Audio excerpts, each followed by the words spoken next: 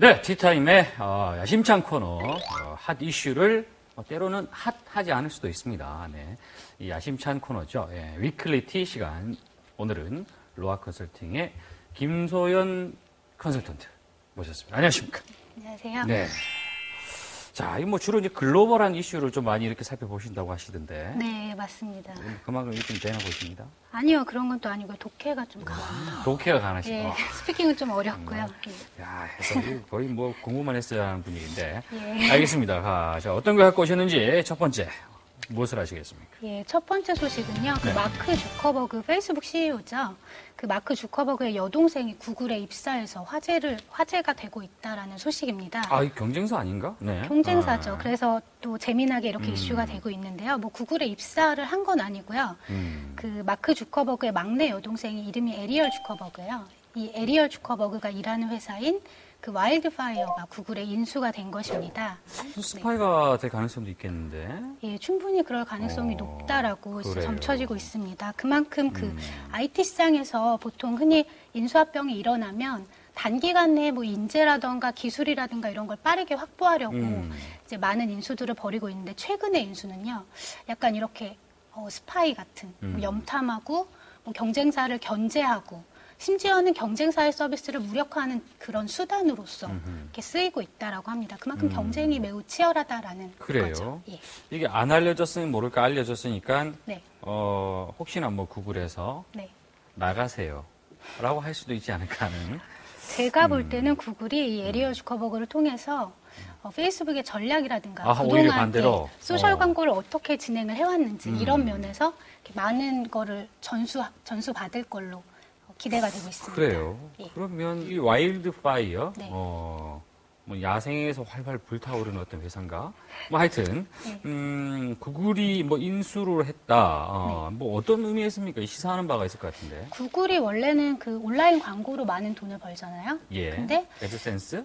그 애드센스랑 애드워즈 두 개의 네. 상품이 있죠. 근데 소셜 광고는 그동안 없었거든요. 근데 이제 와일드파이어 인수로 소셜 광고 쪽에도 이제 포트폴리오를 강화하겠다라는 의미가 되겠습니다. 그렇군요. 이 와일드파이어라는 회사가 광고를 잘 하나 봅니다. 예, 그렇죠. 그 SNS 채널이 되게 많잖아요. 뭐 페이스북, 트위터, 유튜브 많은 채널이 있는데 거기서 이렇게 다양한 광고를 좀 뭐 전략을 세워서 좀 효과적으로 조언도 해주고요. 이렇게 다양하게 할 수 있는 그런 좀 종합적인 솔루션을 제공을 하는 그런 업체입니다. 그렇군요. 네. 자, 다음 이슈. 네. 예, 두 번째 소식은 그 페이스북 앱센터가 전 세계 서비스를 런칭했다는 소식입니다. 페이스북 앱센터요. 애플리케이션 센터? 예, 애플 네. 앱스토어와 구글의 그 플레이 스토어가 있죠. 그런 것처럼 페이스북도 이제 앱을 유통하겠다 이렇게 나선 것이죠. 아, 페이스북에서 쓸 수 있는 이제 애플리케이션들을 네, 어떻게 뭐 하나의 어떤 마켓 형태로 만들어서 예, 하겠다 이런 건가요? 예, 그렇죠. 어. 근데 페이스북이 앱이 혹시 몇 개인지 알고 계신가요? 모르죠. 뭐 제가 뭐 페이스북에서 돈 받은 것도 아닌데 뭐 굳이 그런 걸 알아야 될 필요는 없지 않습니까? 페이스북 네. 앱이 상당히 많습니다. 거의 80만 개라고 알려져 있는데요. 80만 개? 예, 80만 개라고 하면 감이 잘 안 오실 텐데요. 그 애플의 앱스토어에는 65만 개 정도가 있습니다. 그리고 구글에는 60만 개 정도 있는 것으로 알려져 있습니다. 그거보다 더 많네요. 예, 잘 모르실 텐데 근데 물론 뭐 중복되는 비슷한 것도 있잖아요. 예, 똑같은 중복되는 있고. 것도 있는데 아무튼 페이스북의 플랫폼이 그만큼 거대하다라는 겁니다. 근데 페이스북은 앱센터를 이렇게 별도의 애플리케이션 형태로 제공하고 있지는 않고요. 그 앱센터를 이용하시려면 웹사이트나 그 모바일 앱에서 사이드바에 위치한 링크를 타고 이렇게 들어가면 됩니다. 그래서 여기서 다운받기 원하는 앱을 고르면은요, 실제 다운로드는 애플 앱스토어나 구글 플레이 스토어로 넘어가는 거죠. 그러니까 페이스북이 제공하는 거는 실제적으로 앱 다운로드가 아니고요. 그 소셜의 강점을 잘 살려서 이용자들이 그 앱과 어떻게 커뮤니케이션하고 있고 앱에서 어떤 활동을 보였는가에 기반해서 그 유용한 앱을 추천해주는 약간 좀 전략을 너무 경쟁하지 않도록 이렇게 돌려서 이렇게 회피를 한 거죠. 무슨 의미가 있습니까, 그게? 왜냐하면 기존에 그 앱스토어 써보셨잖아요. 앱스토어가 상당히 불편합니다. 왜냐하면 보통 탑10 랭킹이라던가 뭐 피처드 앱 이 정도의 카테고리만 제공을 하고 있는데요. 그렇죠. 예를 네. 들어서 이런 앱은 차정인 기자님이 쓰고 있습니다. 이렇게 페이스북에 뜨는 거예요. 그럼 제가 그거를 보고 다운을 받을 수 있는 거죠. 그런 식으로 A라는 앱을 내 친구 누구누구가 쓰고 있다. 아니면 A라는 앱을 쓰는 사람이 주로 B라는 앱을 쓰더라. 이렇게 그 소셜 그래프랑 연동돼서 앱을 보여주기 때문에요. 추천이라든가 검색 쪽에서는 상당한 영향력을 행사할 수 있을 것으로 예상이 되고 있습니다. 얘기를 들어보니까 한번 들어가 보고 싶다는 생각이 드는데 예. 지금 이제 국내에서 네. 볼 수 있다 이거죠? 네. 근데 여기서 또 중요한 게요. 네. 그 아마존도 같은 전략을 취했었는데요. 아마존도 앱스토어를 먼저 선보이고 그 다음에 킨들 파이어를 그 태블릿 단말을 출시를 했거든요. 그래서 페이스북이 이렇게 앱센터를 전 세계에 런칭한 거에 대해서 페이스북의 그 다음 단계는 스마트폰이다. 뭐 이런 그런 전망들이 끊이지 않고 스마트폰을 있습니다. 만들 것이다. 예, 그렇죠.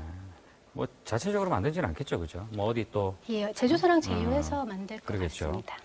알겠습니다. 자, 그러면 또 다른 건 뭐 갖고 오셨습니까? 예, 세 번째 소식은 앞에 거보단 좀 어려운 이슈인데요. 네. 그 모바일 결제 쪽이에요. 그래서 구글 월렛이 클라우드 기반으로 업데이트를 했다라는 내용입니다. 구글 월렛, 네. 구글 지갑이네요. 네, 구글 네. 지갑이죠. 지갑 뭐 어떻게 되는 겁니까, 그게? 그 NFC 기반으로 그 NFC. 예. 설명을 해주셔야죠. NFC는 이제 Near Field Communication의 어허, 약자죠. 네. 그래서 10cm 내의 단거리에서 데이터를 주고받을 수 있는 그런 무선 통신 기술의 하나입니다. 그래요? 그 NFC만 원래 지원을 했었거든요. 구글 월렛이. 근데 예. 클라우드 기반의 결제도 지원을 하겠다. 클라우드 기반의 결제, 이 발표를 어렵네요. 하였습니다. 예. 그 클라우드 기반의 뭐 게임이라든가 그 클라우드 기반의 스토리지, 미디어 서비스들 이렇게 다양하게 나오고 있는데요. 클라우드 결제라고 하면은 저의 그 신용카드 정보를 클라우드에 저장을 해놓고 원할 때 언제든지 꺼내서 쓴다. 이런 컨셉이라고 보시면 되겠습니다. 이거 위험할 것 같은데. 예, 그래서 지금 이렇게 발표를 한 다음에 네. 해커들이 그 서버 공격하면 결제 정보 다 털리는 거 아니냐, 그러니까. 뭐 이런 우려의 목소리가 상당히 높습니다. 음흠. 예. 근데 이렇게 발표를 하게 된 배경을 저희가 또 이해할 필요가 있겠는데요.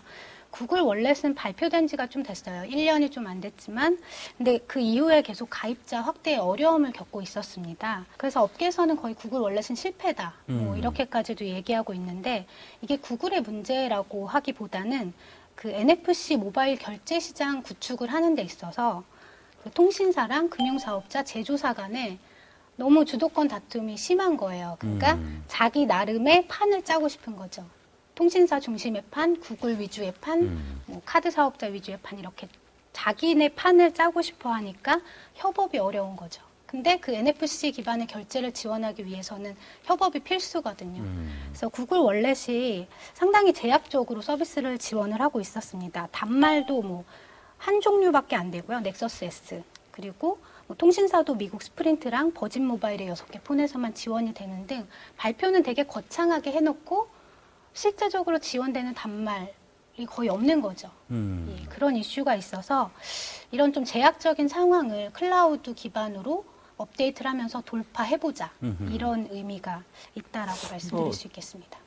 대충 상상만 해보면 네. 일단 편할 것 같기는 한데 예, 핸드폰 들고 다니면서 그죠? 휴대폰, 이 스마트폰 갖고 다니면서 네. 뚝 되면 결제가 이루어진다는 거잖아요. 예, 그렇죠. 근데 그 월렛 같은 경우도 되게 네. 서비스가 많아요. 국내에도 뭐 구글 월렛은 이용할 수 없지만 SKT는 그 스마트 월렛이 있고요. KT는 원래 마이 월렛이 있고요.